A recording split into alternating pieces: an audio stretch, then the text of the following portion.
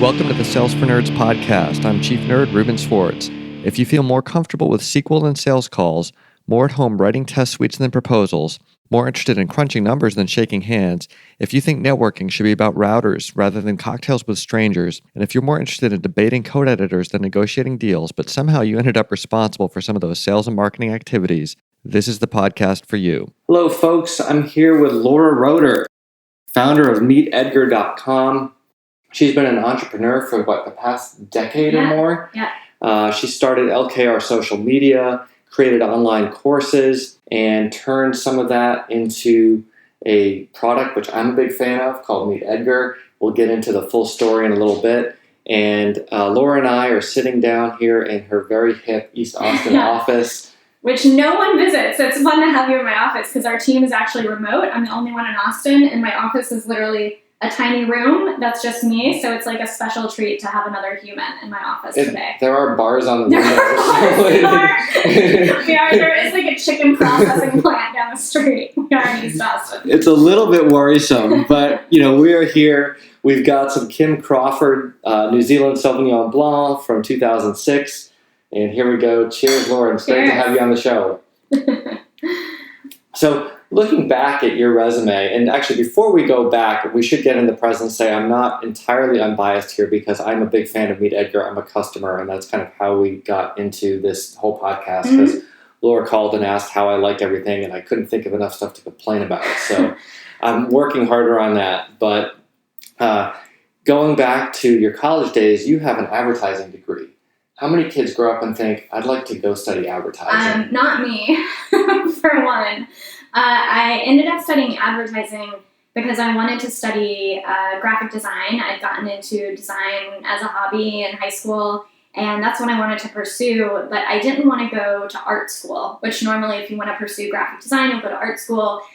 Some art schools have no or very little academic curriculum, and at art school you're going to do sculpture and painting and fine art, and I wasn't really interested in fine art. I was only interested in design. So at University of Texas, they have this program called Texas Creative in the advertising department, and the idea is that you'll learn to be like an ad agency designer. I didn't actually end up doing that program, for the record, for various reasons, so I ended up studying advertising and then kind of working on my design portfolio through jobs and internships and studying on my own in college. Okay, that makes a lot of sense now that you tell the whole story. And how did you go from there to, hey, I want to start my own company?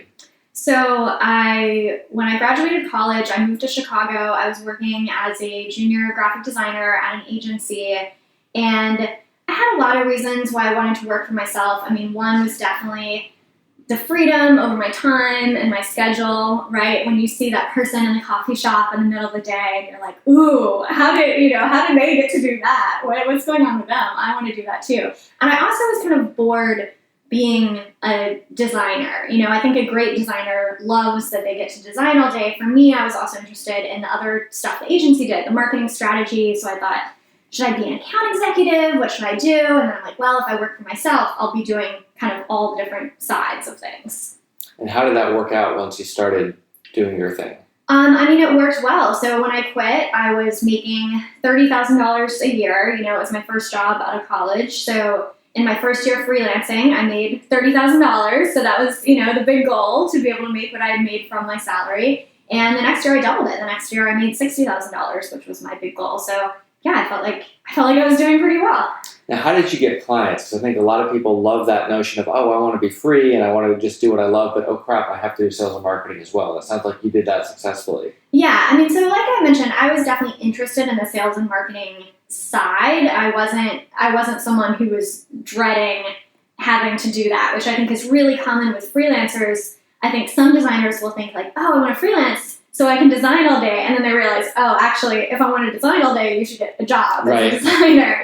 Same with programmers, right? They'll go out freelance, and it's like, now I have to deal with clients and get contracts and all this stuff. So I wasn't as scared of those sides as I think a lot of people are. The way that I got clients is I went to every Chamber of Commerce event for every neighborhood in the city of Chicago.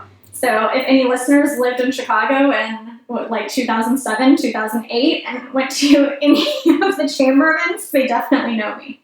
And so what did you say to people when you showed up at these events? Do you need a website? So at the time, not everyone had a website, or they were like looking to make their website better. I also did at the time, letterhead. I don't know if people have letterhead designed anymore, but I would do business cards and letterhead, but mostly I would make people websites. So I would just talk to them about if they had a website, if they wanted one, just talk to a lot of people, and eventually some of those people hired me or told their friends to hire me. So you literally just did all the legwork of, I've identified my market, it's these businesses in Chicago. Yeah. Where do I meet them? Here's a great place. I'm going to go to all of these. Yeah, and I had no niche, I didn't have, I did projects for universities, I did projects for lawyers and dog businesses. I mean, anyone who would pay me was who I wanted as my client. So after you kind of got airborne, did you then focus, or what did you do next? So then I moved to a different business. So like I said, I made $30,000 and then $60,000, and then I thought, okay, I want to make six figures. I want to make $100,000. I think that's a goal a lot of entrepreneurs have. And I kind of looked at my schedule, looked at my time, and I'm like, uh-oh, I'm already maxed out at $60,000, right? I'm already working full time. I'm already spending all this time hustling up work. I can't double what I'm doing. And I also didn't really feel like I could double my prices. Maybe I could have, but I only had 2 years experience. I don't know how much I could have charged. So at that point, I started looking around for maybe a different business model that was more scalable, right? I had discovered that hours for dollars thing. I was looking to get out of it. And at the time, I actually started doing social media consulting.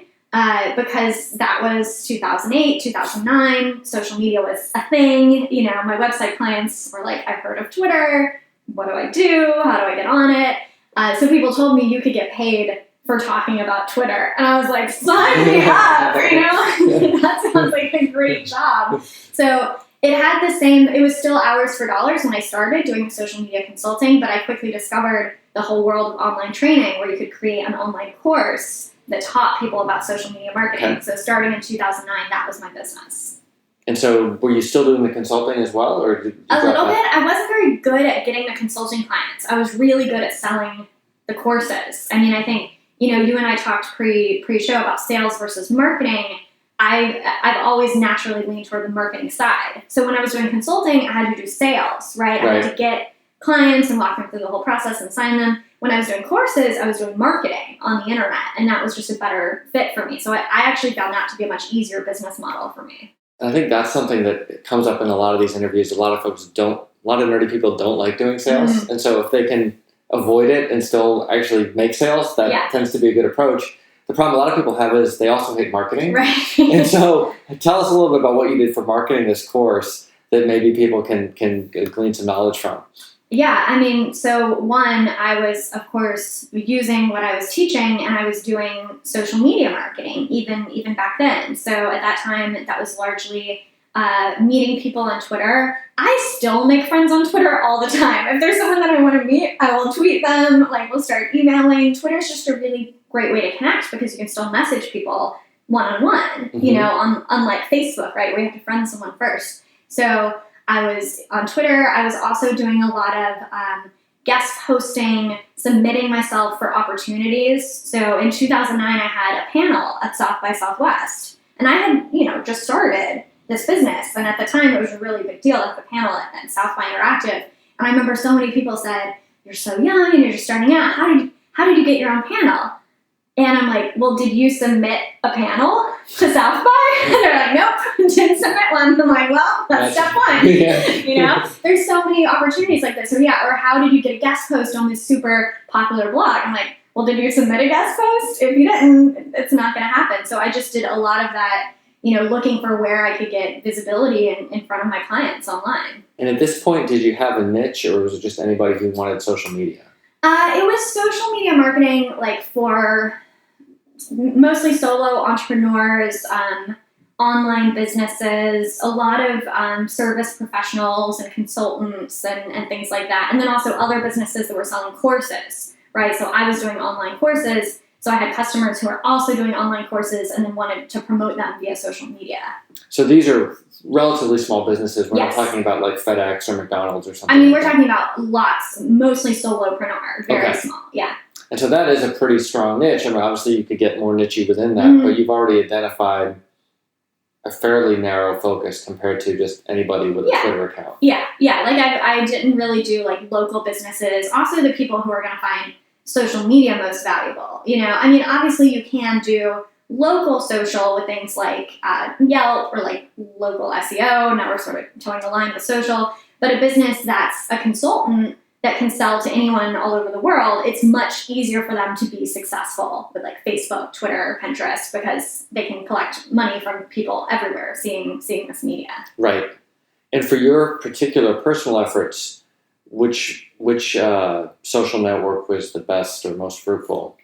Twitter and Facebook. I mean, like I said, I've always kind of loved Twitter just because there aren't those barriers. Even still, basically anyone who's active on Twitter, unless they're truly a celebrity with 10 million plus followers, they read usually all of their mentions. People go and read their mentions tab. So anyone that you want to connect with, it's super easy to get in front of them on Twitter. So if there's a bunch of folks that you want to connect with that you haven't connected with, just mention them and say something interesting that they're going to find interesting. Or just like introduce yourself. It's just like anything else. Be like, hey, I follow your blog. Like, just wanted to say hi. Or like, I enjoyed that post. Or, share their post or whatever. It doesn't, people kind of overthink it and get really nervous, I think. It's just like, well, what would you say to them in real life? Like, oh, hey, I've been wanting to meet you. Like, you say that on Twitter. That's actually how Anil Dash came on Sales for Nerds, because he had posted something that I never saw because his Twitter posting is way too prolific for me to keep up with. But a buddy of mine saw it and said, hey, ask this guy. So I'm like, yeah, that'd be great. And 30 minutes later, we have an interview set up, right? And like you say, if I hadn't tried, people can always say no. Yeah. But why not give it a shot? Why not? Yeah. And I think in some ways, especially for people who are a little bit more of the nerdy persuasion, some of the stuff's a little easier to do because you are, in some sense, you are kind of hiding behind the monitor. Right. Like what do you have to lose? Yeah, exactly. I mean, it does make it a lot easier, right? You don't have to approach them in person. You can psych yourself up to write that tweet and no one will see that you had to listen to like your Rocky Power theme just to get the tweet written. Being rejected over the internet is probably a little easier than being rejected face to face. So yeah, the internet, is a great thing for nerds in so many ways. Yeah, no one is looking at you. No one's scowling at you and turning away. They might ignore your tweet, but who cares? Yeah, exactly. Okay, so you've got this online course business, and you're sort of using your own dog food, eating your own dog food to promote it, and you're not doing any sales, right? Because people just click a button and buy at this point. Correct. It's totally self-serve. I mean, of course, if people have questions, I'm going to answer them over email, but yeah, people are just buying over the internet. And so that's really helpful if you're trying to get out of sales, right? If you have basically a shopping cart product that people can buy, and a lot of folks don't, and they have to talk to people, and that's fine. But if you can standardize it enough, or even just part of what you're doing so they can get a little taste in the shopping cart, that can help. Yeah, I mean, I think sales and marketing are essentially the same thing. Marketing is taking sales and making it one-to-many, right? Okay. So in some ways, it's easier because you don't have to do each interaction over and over again, right? You can scale that to like a page that has all the information. What's hard about it is that there's no customization, right? So when someone comes to my website, I don't know if they're a huge company or a solopreneur or a doctor or a freelance writer. I have none of this information to tailor the messaging to them. So I think, but at the end of the day, you're showing people why what you have to sell is going to benefit them and make their life better. Okay. And so the online course stuff it's going well. Why did you decide to stop doing that? Yeah, so in 2014 is when MeetEdgar was launched. And MeetEdgar is a social media SaaS tool, software product, so something I had never done before. And when I launched Edgar, I thought, okay, well, these are going to really go hand in hand, right? People are going to take the training, and then they're going to want to buy the software that does what the training teaches them. Or if we can't get them to buy the software, maybe they'll want the training instead. Seemed like a really good fit. And when we launched Edgar, it just took off really quickly. We were at $1 million in revenue just under our first year. So it was like, oh, wow, this is great. People want this. People are buying this.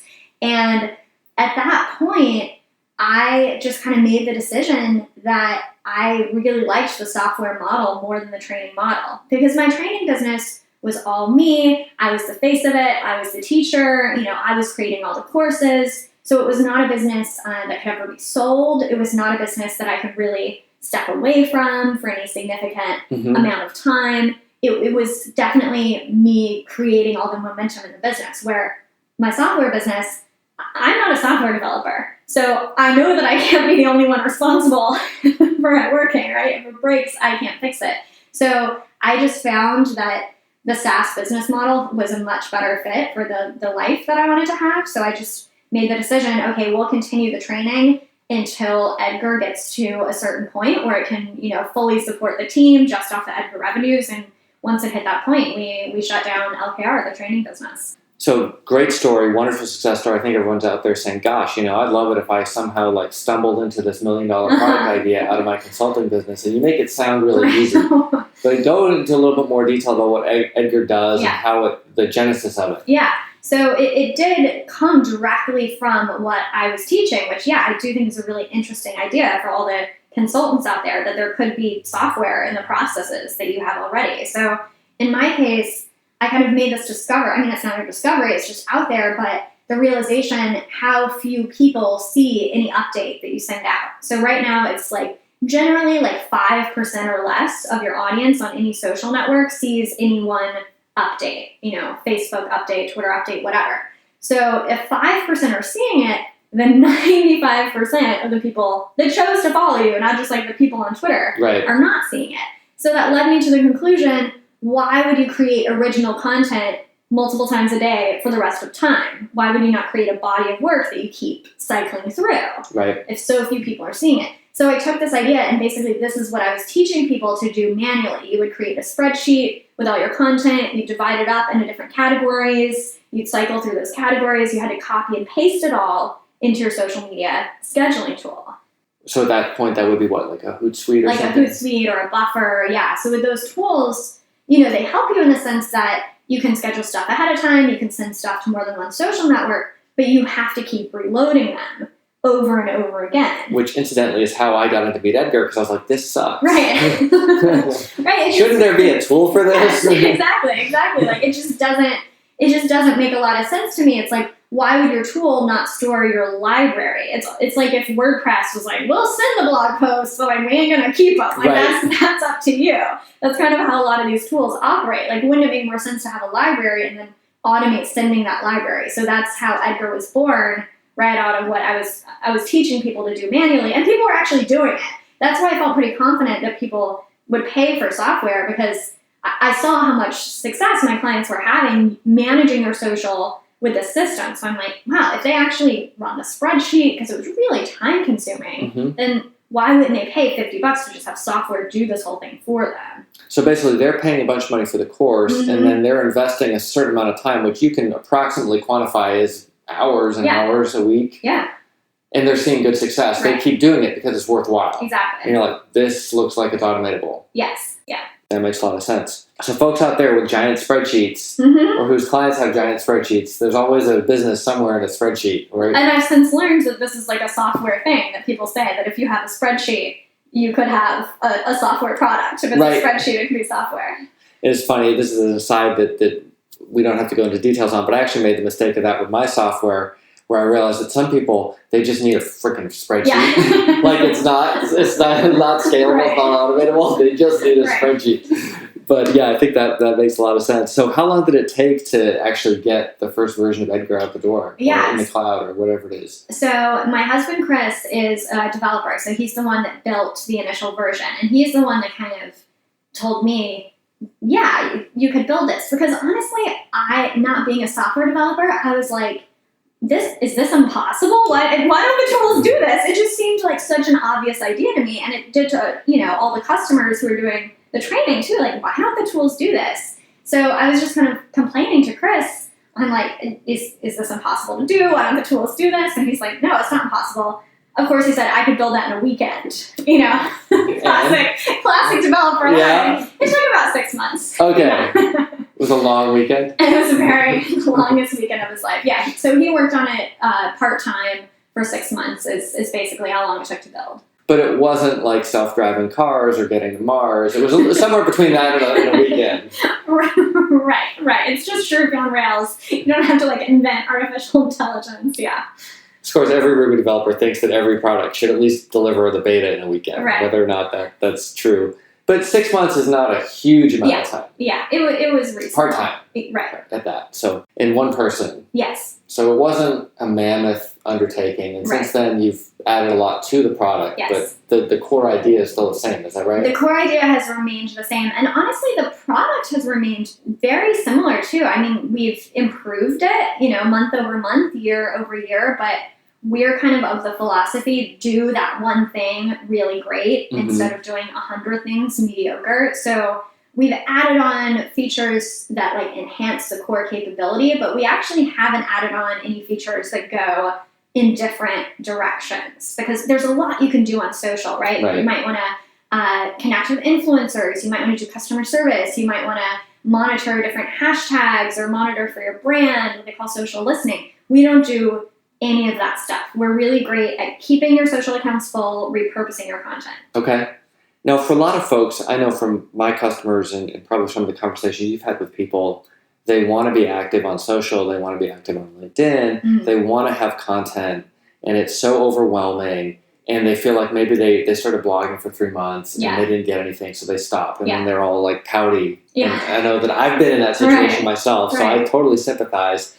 And certainly just recycling the content, I think, is a brilliant idea that helps give you so much more leverage. But what else should people think about when they're in that state and trying to get something going, but maybe a little jaded? Yeah, I mean, so one, it does take time. So, I mean, this was interesting when we started Edgar because I'd been on social media, teaching social media for a while. I was kind of used to the luxury of my social accounts with tens of thousands of followers, right? Everything's much easier when you have 30,000 followers. Everything works a lot better that you try on social. So when we launched Edgar, we launched, a new Twitter account, a new Facebook account, and those accounts started at zero. I mean, we had a huge leg up because we had the brand from the previous business and my thought leadership and social media. So we had it easy in that sense. But I mean, we still had 0 and then 5 and then 10 and then 15. And it just takes time. And it is so frustrating in the beginning because it feels like no one's listening because no one is listening, right?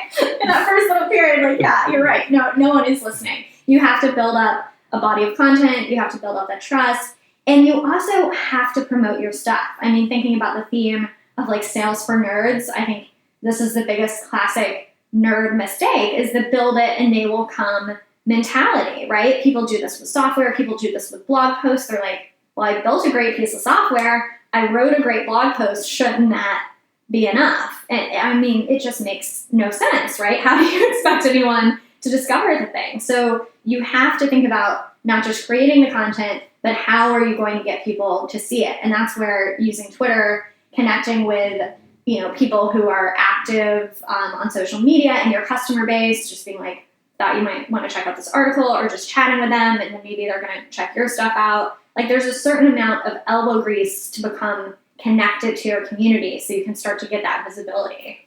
And I think in some ways it ties back to what you did in Chicago, where if you're starting from zero, in some ways it's very liberating because if you have 100,000 followers, you probably can't go to your 10 favorite people on LinkedIn and say, hey, check this out. Right. But if you have 0, maybe that's a good use of your time just to get the ball rolling. Exactly. And, so I have a friend with a business that just started blogging, and he had an article that got some traction on the Java subreddit. And I think people are like, oh, that sounds great. I want to put it on there and have thousands of hits. But of course, the way that happens is not just posting it. If you are already active in the Java subreddit, you have a much higher chance of your stuff getting seen, of people clicking on it, right? Of people wanting to see what you have to post. So I think that part is somewhat cumbersome because it takes time, but I think it's also very appealing to nerds in the sense that, be a genuine, helpful part of your community, and you will see people starting to check out your stuff, check out your content. Yeah, and I think that's the thing. The internet is just like real life in a different space. And someone who walks in and says, hey, buy my awesome stuff, and then you have no idea who they are, you tend to tune them out. Right. Somebody that you know and like and trust who has something to say, you start listening, paying attention, retweeting, whatever it might be. Exactly. And I think to your point, it's actually kind of fun to be involved with communities of stuff that you care about. Exactly. You don't just have to go in and promote your blog post. You can actually have conversations, meet people, make friends on Twitter, and so on and so forth. Right. So what's going to happen? What's the next thing that you're going to be like, and this is so cool, we're going to have to shut down Edgar? Is there something else coming after this? Well, we'll see. To be determined at this point. So nothing on the drawing boards yet? Nothing public yet. Okay. That's interesting. Now I have to start thinking about this. Well, hey, I know you've got a company to run, and you've got a team all across the country. Yeah. Are they all in the U.S.? Yeah, so we've got 2 in Canada and the rest in the U.S. We're about a 30-person team all distributed. Okay. And I know that this isn't directly relevant to our topic, but I'm just curious, how do you keep everybody all on the same page? Lots of video chatting. We're all on Slack. There's lots of Slack, but I think communicating on video is so important. So the way that we run things is it's like we work in person, working real time. We just happen to be working on the internet. So a lot of remote companies do to asynchronous. People are all over the world. Let's not talk. Let's just put our head down and get our work done. We do company-wide Monday meeting. Every department does Monday planning, Friday retro, checking in every day on Slack. So we are working together in real time just from our own homes or from our own co-working spaces or offices. Sure. And what do you actually use for the video chat? We use Zoom. Okay. Yeah. That's the question, and somebody put it really well. I can't even remember who it was, but people are talking about self-driving cars, but we can't make video chat work right yet. Yeah, Zoom is frustrating sometimes, but I will say they're super reliable, and they can fit all 30 of us. A lot of the video options still can only do smaller groups, so I would recommend Zoom. They need to get out of the 90s with their look a little bit, but it works pretty well. Awesome. Well, if you haven't checked it out, check out MeetEdgar.com. If you can't remember that, of course, there'll be a link in the show notes. And Laura, thanks so much for joining us. Thank Cheers. You.